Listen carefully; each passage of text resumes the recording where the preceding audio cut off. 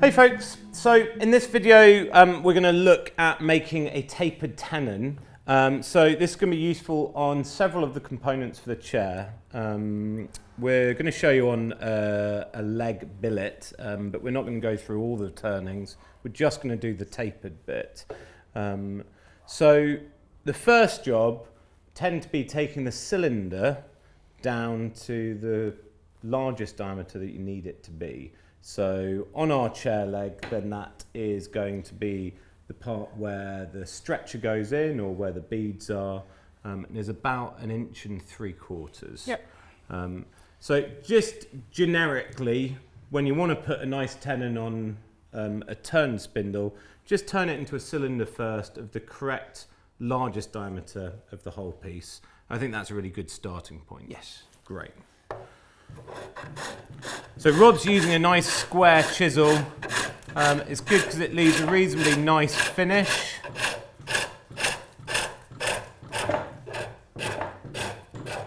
And it removes quite a lot of material quite quickly.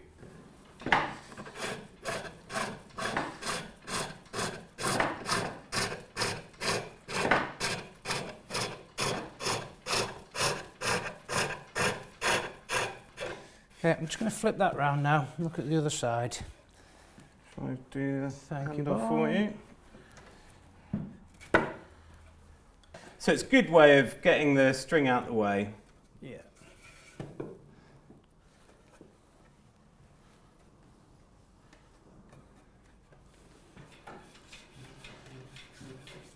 You may find you don't get as much travel on it, so because this is a thinner diameter, you can probably get another whip around here, or a half one. Excellent, thank you.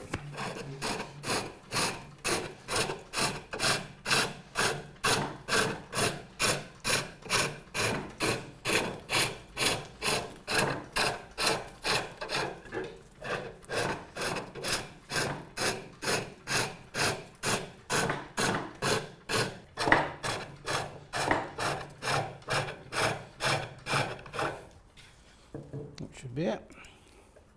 There we go, 1 3/4 inches. Great. So, and then just for reference, what size would they have split that out? What kind of billet? Because we've already shown them in the book how to prep a bit for the lathe. So they know how to cleave it, shave it on a shaving horse. Yep. Basically getting it round to start with. Yep. But if you're aiming for like 1 1/4 inches, you'd probably split it out like just under 2 inch kind of squarish billet. For 1 3/4 inches, yeah. Yeah. Yeah. And it's kind of thing, as a beginner, you maybe want to give yourself a little bit more leeway. Yeah, look at your log. If you've got very straight grained wood, you've got quite small tolerances. If you've got a bit of movement in your wood, you've got to account for it, because often when you shave your leg, you will follow the shape. Exactly, yes. So if there's a banana, make sure that the discrepancy is at the ends rather than the middle. If we just grab a leg quickly. Thank you. Okay, so you can see that obviously the ends taper. We're going to do the tapered tenon in a second. And we know that the widest point is basically in the middle. So if the ends are all off centre, that's not as much of a bother as if the middle is. Yes. Great. Right, okay, so next step for getting a nice accurate joint is to square the end, right? Yes. We want a nice square end. Okay, so talk us through what you're going to do with a spindle gouge, Robin. Right. Because the saw hasn't gone through at exactly 90 degrees there, we're going to square that off. Otherwise, you haven't actually got the same length measurement from one side to the other. So we're just going to make everything perpendicular using the spindle gouge.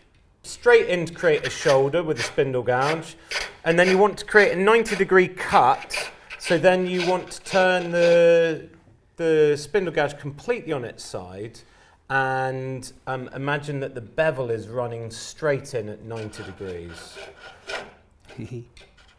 So a lot of people would do all of this just with a skew chisel, but I think particularly for beginners, it's easier doing it with a spindle gouge to remove a large amount of bulk. Yeah.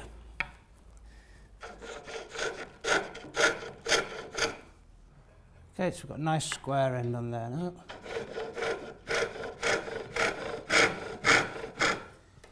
Great. Yep. And then, so would you neaten that up at all with a skew, or are you happy with that? I'll just go in with the skew a little bit, is how I'd normally do it. Certainly for accuracy, for a nice square edge, skew is the one. Okay, a little tip here. My skew is very sharp, and this is also a cutting edge here. So I'm actually going to scrape a little bit there to get scraped. A little cheat for you. There we go. Great. Okay, so that's giving us somewhere that we can measure from. And I think at this point it's probably sensible to mark the length of our tenon on the tool rest. Yep, including marking the end of the piece as well, so we can always reference, because then if that slides either way, exactly, yes, can line up with it. Yeah. Okay, so let's measure that onto the rest. Okay, so the first thing I'm going to do is mark a reference point. So that is where that needs to be. So now I can mark out the length of the tenon, and so long as I can see that that mark is level with the end of this piece of wood, I know that that mark's in the right place. If it moves, it's very obvious to me. I just move it back again. Brilliant. And we're going to go for 57 millimeters long. We are. And remember that actually in the long run, a lot of these measurements aren't as important as you might expect, but it really helps us just set up. So we'll do our tenon 57 millimeters long, which is just a bit longer than the thickness of our board. Yep. There we go. And that will then give us an opportunity to think about the maximum diameter of the tenon. So where the tenon is widest in line with that. So we could just mark there. Great, so this is giving us a gauge of the length of the tenon. Now, we've obviously taken the maximum diameter down for the leg, but what we want to do now is take down the maximum diameter of the tenon. So that is going to be around 28.5, I think I measured on our board. Yeah. So if we're going to use a tenon cutter, it's going to take a mil or two off each side. So that's going to be kind of 32 mil at the maximum. Now, if we were going to be doing this green, then we'd want to add 10% on, wouldn't we? Yes. So let's say we want it to end up at 28.5 after it's been turned green and then returned dry. Yeah. Then we should add at least 10% to 28.5. So that's going to be, I guess, like 31, 32 as well. For the now, we're actually just doing it so that we can test our reamed hole, test our tenon cutter. So we're just going to go for 32, something like that. So set that on here. Little gauge like this, very handy. And there's a lot of material to take off. So we'll use the roughing out gouge. And the reason why we've marked it on here is because obviously the pencil line on the bit of wood's going to vanish as soon as we touch it. Yeah, and that is where I'm going to be measuring that, is at the pencil line. Perfect. Just starting a bit further back from the tenon to give us a bit of space.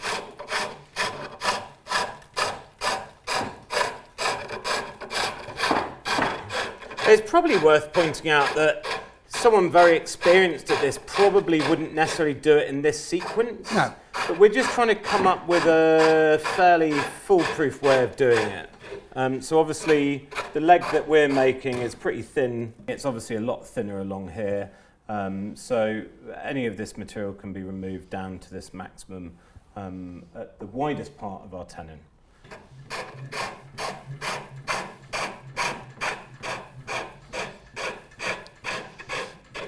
So keep checking. Where we've put this mark on the tool rest is where we want it, 33. Still a bit to go yet.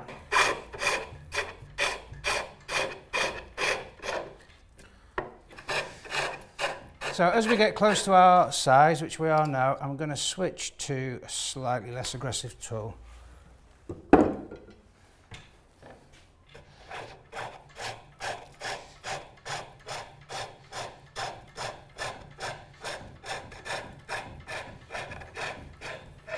How are we looking? Right, just one more pass should get us that. It doesn't need to be accurate really, as long as it's not oversized. The thing that we're going to do is use the tenon cutter to get it to the actual size we want. Yeah. You can always hold the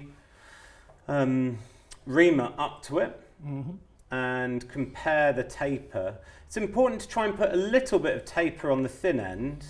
It really helps you center the tenon cutter on. Yeah, so I've quite a lot of meat left on this end yet. Yeah, so you may as well thin it down a little bit. I would say if the end of this is 16mm, you want to be, on the tenon cutter, you want to be around the 18-19mm mark. Yes, something like that. Because the tenon cutter does need something to cut into, doesn't it? Yes, exactly, yeah. Which that's not far from. Ooh. Little dig in there.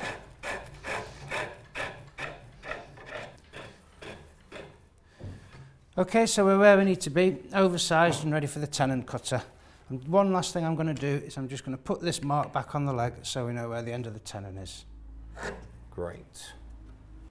Right, so I'm checking I'm central on my tenon cutter.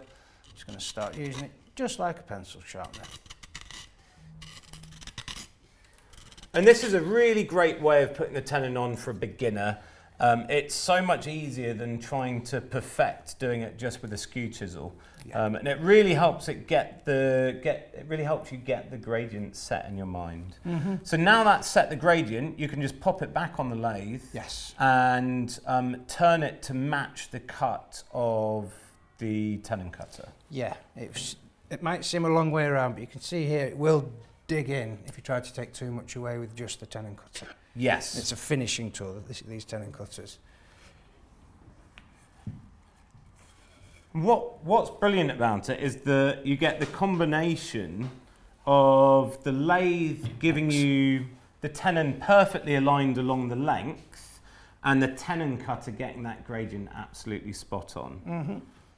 So now we just want to try and match that, match the gradient, so we can take a clean shaving across it. And I'm being conscious of keeping that line at the end of there each time it goes back on as well. Nice.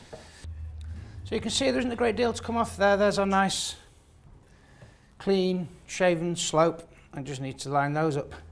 I'll take a nice light pass with my skew. I'll start before the line to stop us getting a shoulder.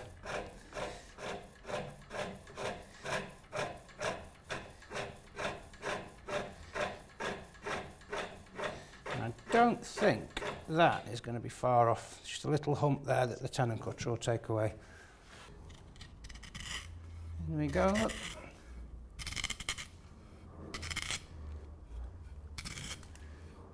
Now, when you're nearly finished, always turn, twist and take it out, or you end up with a step on the tenon. Nearly that.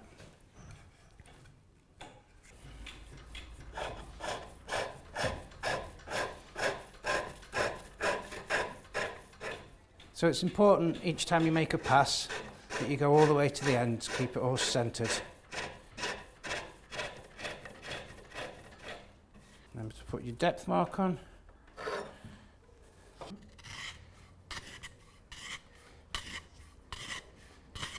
Close to the end now. As soon as it stops making a shaving, you need to go back onto your lathe. But I think we're actually spot on that. Great. And it looked like you were getting full length shavings from it, which means that you're getting a shaving all the way along the length. Yeah, so it's important that the tenon is cut all the way up to the pencil line, but not beyond it. So if you could pass us our test hole, please, Barn. Okay, there's mallet and reamed hole. Okay, so is it going to work? This is a test. If it's not right, this is what we're trying to find out. Okay. It just feel a little loose, but I'll just give it a knock. In. I'm not cracking that as hard as I can. I will split the board. Yeah. Just tapped it in, and if you look, there is a tiny bit of play. of play. What's it look like on the other side? Just flip it. Whoop. It must have been an easy way of doing this. So you can see it's lovely and tight on this side. The play is definitely on the other end, or we'd see that wiggle. So all we need to do is to move the blade in at the wide end of the tenon cutter, and it really only is a hair. So what you're saying is that this end is a little bit too thin. So we want it to be a little bit fatter, which means just bringing this part of the blade slightly out a little bit so it cuts slightly less. Yes. Okay, so this end will end up being ever so slightly fatter. It looked maybe 0.5 millimetre. It was 1/4 mil either side. If that, I mean, it would work as it is. Yes. But for an example, it's worth because we're perfectionists. People. Well, yeah. Of course. So we need to get an Allen key and we'll just adjust that. Yeah, just in the box. Great. Okay, so I need to loosen this end. So try very careful not to move it all too much. And then I'm just going to go for a tiny movement. That was a little bit too much. So there we go. Adjusted. Yep. Fingers crossed, trial and error. So we want to give it another little twizzle and try it again. Right, so we've made our adjustment to our cutter. So it should take it off the end right now. Yeah. And then slide along so we'll have a fatter end. Yeah, and it should be lovely full shaving as well. That's a whole shaving, so we'll pop that off. There we go. Look at that. Okay, so that's clearly a much better fit to start with. Maybe we should just give it a bang in, have a check from the other end just to be certain. Yeah, great. So that's good that side. And it's nice and tight this end as well. Yeah. Okay, great. So I think particularly for your test one, it's important to aim for perfect. And it's a great chance, if you've never done this before, to practice a few times on a scrap of wood. Remember, we were just showing you so that you'd be informed for later components where you need them to be perfect. This is just our scrap bit. So the fact that we've done this trial and error and it's moved further along is not a bother because this is just our test one. I guess in reality, it doesn't have to be crazy perfect. At this end, it's nice for it to be perfect. You don't need room for a wedge, but a tiny bit of room for a wedge on the other end is fine because we're going to widen the joint at the opposite end. Yes. Yeah, exactly. So if it's a tiny bit loose on the other end, it's not so much of a bother. I guess you always want to aim for the fact that if you bang it in, you should definitely be able to lift it up. Yeah. It should be that tight, and if it's not, then you should be aiming for a better fit. Mm-hmm. Great, okay, so that is our tenon cutter and reamer matching, and we've got a nice system for you guys to be able to put the tenon on accurately to a mark, and that is going to be the basis of making all of our tapered joints.